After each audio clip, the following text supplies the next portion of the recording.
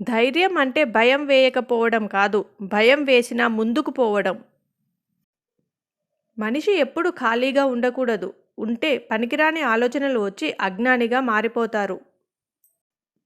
ఉత్సాహంతో శ్రమించడం, అలసటను ఆనందంగా అనుభవించడం ఇవి విజయాన్ని కాంక్షించే వారి ప్రాథమిక లక్షణాలు.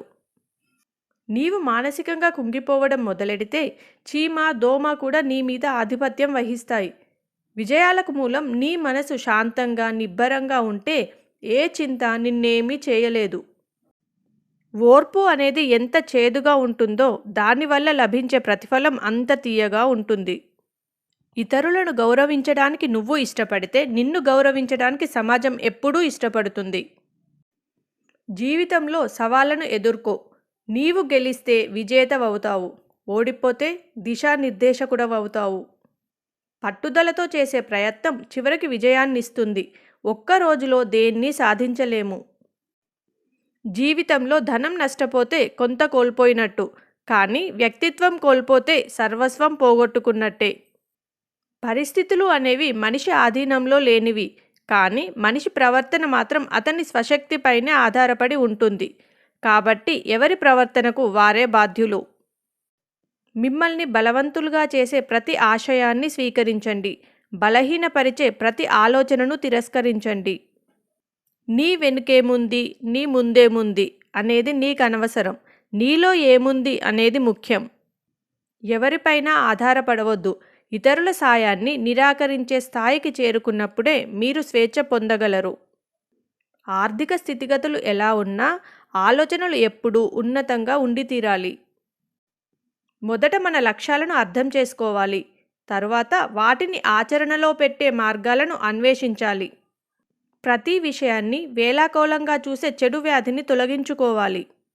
మన చుట్టూ ఉండే విషయాలు ఎన్నటికీ మెరుగుపడవు. అవి ఎన్నటికీ ఒకేలా ఉంటాయి. వాటిలో మనం తెచ్చిన మార్పు ద్వారానే మనమే పరిణతి పొందుతాం. మానసికంగా బలహీనులైన వారే తప్పులు చేస్తారు. ఈ బలహీనత అనేది వారి వారి తెలియనితనం వల్ల వచ్చినది అని గ్రహించరు. భయపడకు. నీవు ఎన్నిసార్లు పరాజయం పొందావో ఆలోచించకు. దానిని లెక్క చేయకు. కాలం అనంతం. ముందుకు సాగిపో. నీ ఆత్మశక్తిని మరలా మరలా కూడగట్టుకో. వెలుగు వచ్చే తీరుతుంది. ఒక్క క్షణం సహనం కొండంత ప్రమాదాన్ని దూరం చేస్తే, ఒక్క క్షణం అసహనం మొత్తం జీవితాన్ని నాశనం చేస్తుంది. విజయం వరించిందని విర్రవీగకు. ఓటమి ఎదురైందని నిరాశ చెందకు. విజయమే అంతం కాదు, ఓటమి తుదిమెట్టు కాదు. అసలు పని చేయకుండా బద్ధకించేవాడి కంటే ఏదో ఒక పని చేసేవాడే ఉత్తముడు. చర్చ విజ్ఞానాన్ని పెంచుతుంది, వాదన అజ్ఞానాన్ని సూచిస్తుంది. నీతులు బోధించడం కాదు, ఆచరించి చూపాలి. కెరటం నా ఆదర్శం, లేచి పడుతున్నందుకు కాదు, పడినా లేస్తున్నందుకు. చాలా చిన్న పనైనా సవ్యంగా చేస్తే మంచి ఫలితం లభిస్తుంది.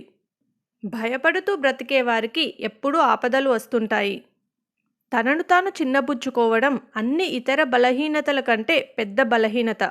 తనను తాను ద్వేషించుకోవడం మొదలుపెట్టిన వ్యక్తికి పతనం తప్పదు. హృదయానికి మెదడుకి మధ్య సంఘర్షణ తలెత్తితే మీ హృదయాన్ని అనుసరించండి.